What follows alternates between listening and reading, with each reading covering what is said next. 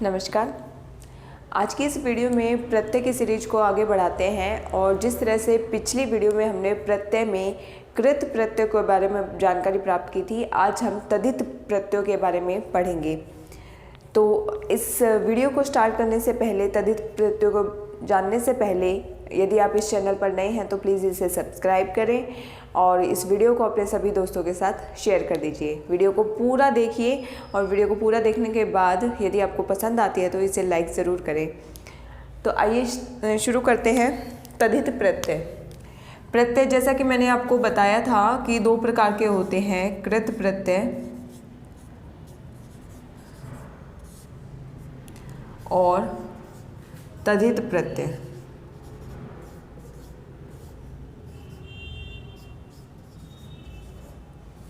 अब देखिए, इस कृत प्रत्यय के बारे में तो हमने पिछली वीडियो में जाना, लेकिन इसमें एक बात जो मैं आपको बताना भूल गई थी वो था कि कृत प्रत्यय लगाने के बाद जो शब्द बनते हैं उन शब्दों को कहा जाता है कृदंत शब्द, और तद्धित प्रत्यय लगाने के बाद जो नए शब्द बनेंगे उन्हें कहा जाएगा तद्धितांत शब्द।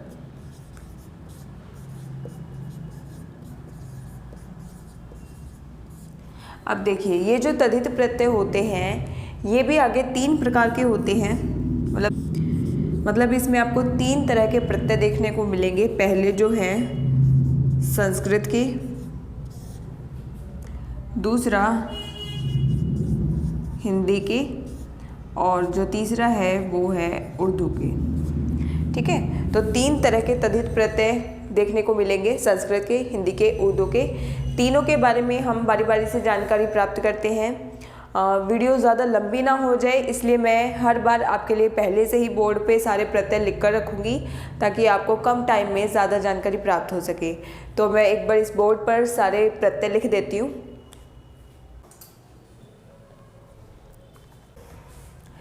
आइए अब बात करते हैं तद्धितांत प्रत्ययों के बारे में। तद्धित प्रत्ययों के बारे में बात करते हैं। ये संस्कृत के तद्धित प्रत्यय मैंने यहाँ पर लिख दिए हैं। साथ में कुछ शब्द, ये संज्ञा शब्द भी हैं, विशेषण शब्द भी है, जिनके पीछे हम इन प्रत्ययों को लगा सकते हैं और इनसे एक जो नया शब्द बनेगा उसको हम कहेंगे तद्धितांत शब्द।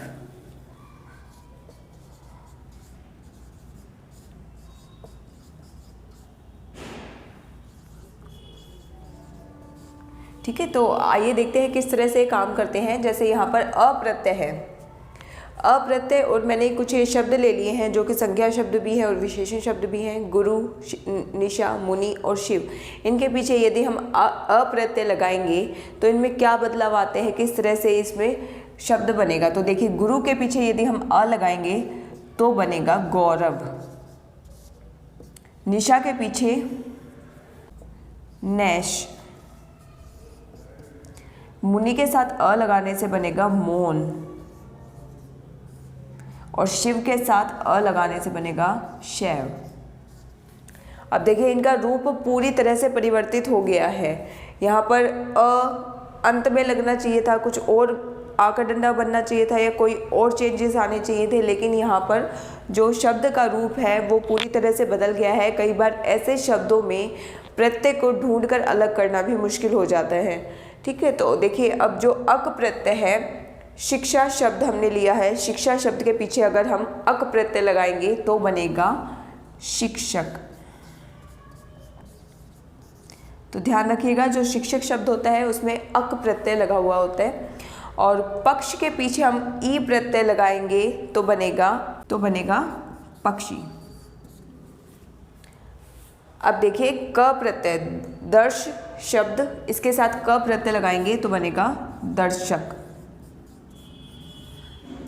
उसी तरह से कर्म शब्द के साथ ठ प्रत्यय लगाने से बनेगा कर्मठ।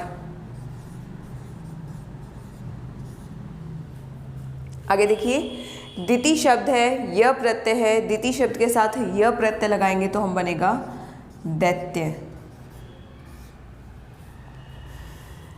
और बुद्धि के साथ मान प्रत्यय जोड़ेंगे तो बनेगा बुद्धिमान।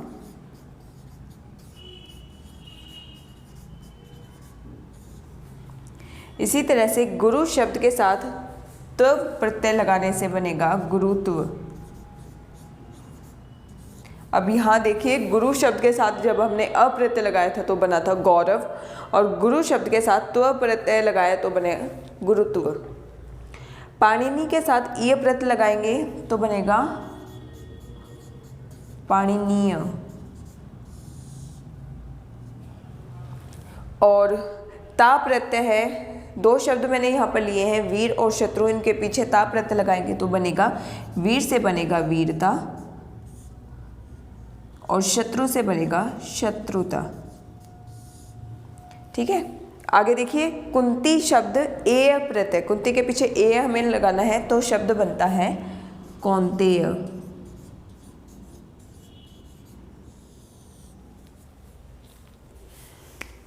तो ये तो थे आपके संस्कृत के तद्धित प्रत्यय। इसके बारे में हमने देखा कि किस तरह से पूरा का पूरा कई शब्दों का तो बिल्कुल रूप परिवर्तित हो गया, और उन शब्दों को अगर देकर हमसे प्रत्यय ढूंढने के लिए कहा जाए तो बहुत मुश्किल भी कई बार हो जाती है। जैसे गौरव शब्द, नैश शब्द, इसमें कौन सा प्रत्यय तो ढूंढना मुश्किल हो जाएगा कि शब्द क्या है और प्रत्यय क्या है। और अब आगे हम बात करते हैं हिंदी के प्रत्ययों के बारे में।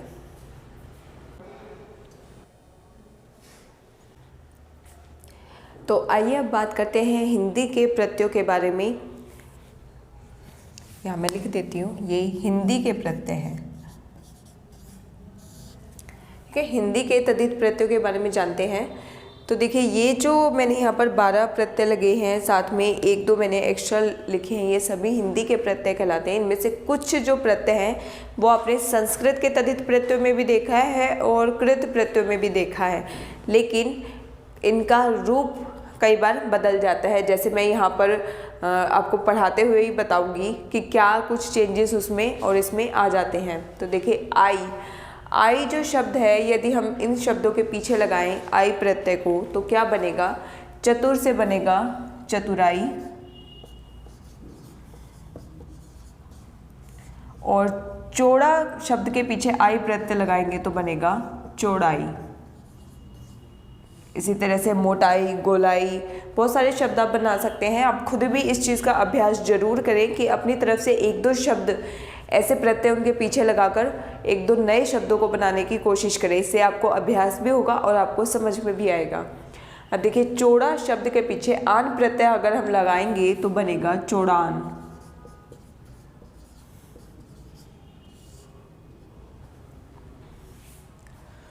मीठा और खट्टा शब्द के पीछे आस प्रत्यय लगा देंगे तो मिठास और खटास, ऐसे शब्द बनेंगे। अब देखिए, ठाकुर शब्द के पीछे आ प्रत्यय लगेंगे तो ठाकुरा नहीं होगा बल्कि होगा ठकुरा। उसी तरह से इया प्रत्यय हमें इन शब्दों के पीछे लगाना है तो खाट से बनेगा खटिया, डिब्बा से बनेगा डिबिया। जब भी हम प्रत्यय या उपसर्ग लगाते हैं तो कुछ थोड़ा बहुत अंतर आ जाता है शब्दों में, उनके रूप में, उनके लिखने के तरीके में, तो थोड़ा सा परिवर्तन होता है। ढोलक में ई प्रत्यय लगाएंगे तो बनेगा ढोलकी, और तेल में ई प्रत्यय लगाने से बनेगा तेली।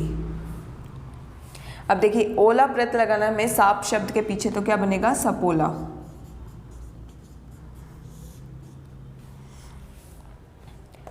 हाल प्रत्यय, नाना शब्द के पीछे हाल प्रत्यय लगाएंगे तो ननिहाल। नाना के घर को कहते हैं ना ननिहाल। उसी तरह से ससुर शब्द के पीछे आल प्रत्यय लगाएंगे तो बनेगा ससुराल।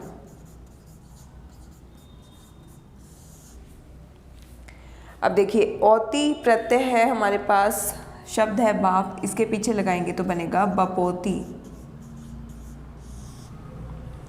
और मामा और चाचा जैसे शब्द है, इनके पीछे एरा प्रत्यय लगाएंगे तो बनेगा, मामा के पीछे एरा लगाने से बनेगा ममेरा। कहते हैं ना ममेरा भाई बहन, वैसे चाचा शब्द के पीछे एरा प्रत्यय लगाएंगे तो बनेगा चचेरा।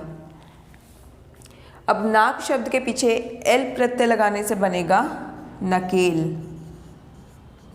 नकेल शब्द आप लोगों को पता होगा, जैसे कहते हैं ना जानवरों के नकेल डाल दो तो कहीं इधर उधर भागेंगे नहीं, तो इस शब्द में, नकेल शब्द में नाक शब्द है लेकिन प्रत्यय है एल। उसी तरह से सोना, लोहा, इन शब्दों के पीछे अगर हम आर प्रत्यय लगाएंगे तो बनेगा, सोना के पीछे आर लगाएंगे तो बनेगा सुनार, लोहा शब्द के पीछे आर प्रत्यय लगाएंगे तो बनेगा लुहार, और एक हारा प्रत्यय भी है हमारे पास, लकड़ी शब्द के पीछे हारा प्रत्यय लगा देंगे तो क्या बनेगा, लकड़हारा। लकड़हारा यानी जो लकड़ियाँ काटने का काम करता है। ठीक है, तो ये हो गए आपके हिंदी के तद्धित प्रत्यय। अब एक अंतिम उर्दू के तद्धित प्रत्यय भी हम देख लेते हैं। मैं जल्दी से बोर्ड पर लिख देती हूँ, फिर शुरुआत करते हैं। आइए देखिए, अब मैंने यहाँ पर उर्दू के तद्धित प्रत्यय भी लिख दिए आपके सामने। अब इन प्रत्ययों को देखकर, ये थोड़े प्रत्यय हैं, इनके साथ अगर हम शब्द लगाते हैं तो उर्दू शब्द किस तरह से एक नए शब्द बन जाते हैं। तो देखिए, आ प्रत्यय आपने हिंदी के प्रत्ययों में भी देखा और संस्कृत के प्रत्ययों में भी देखा। तो देखिए, उर्दू में भी आ प्रत्यय है, और ये अगर खराब शब्द के पीछे लगाए तो बनेगा खराबा, और सफ़ेद शब्द के पीछे लगा दें तो बन जाएगा सफ़ेदा। इस तरह से काम करेगा। और जैसे ई प्रत्यय है, ई प्रत्यय को खुश शब्द के पीछे हम लगाते हैं तो ये नया शब्द बनाते हैं खुशी। इसी तरह से नामा प्रत्यय है और शब्द है इकरार, इकरारनामा। इकरारनामा किसको कहते हैं, मंजूरी को कहते हैं ना, किसी भी चीज़ को मान लेना लिखित में, एग्रीमेंट जिसको इंग्लिश में कहते हैं हम, इकरारनामा। उसी तरह से मर्दाना शब्द के पीछे यदि हम गी प्रत्यय लगा देंगे तो बनेगा मर्दानगी।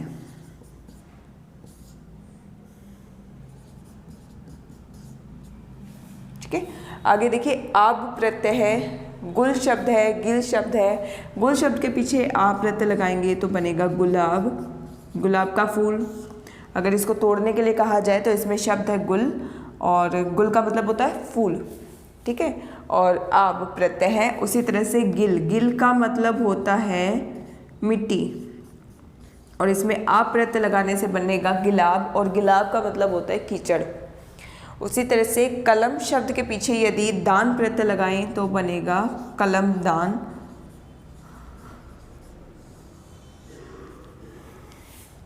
तो ये हो गए कुछ उर्दू के प्रत्यय और उर्दू के शब्द। तो अब तक के प्रत्यय की 2 वीडियो मैंने बनाई है, जिसमें एक में कृत प्रत्यय यानी जिनके शब्दों को कृदंत भी कहते हैं, और एक तद्धित प्रत्ययों के बारे में हमने बात की। उम्मीद है ये दोनों वीडियो आपको बहुत पसंद आई है। अगर पसंद आई है तो आप इन्हें लाइक करें, शेयर करें, और चैनल पर यदि नए हैं तो इसे सब्सक्राइब ज़रूर करें। धन्यवाद।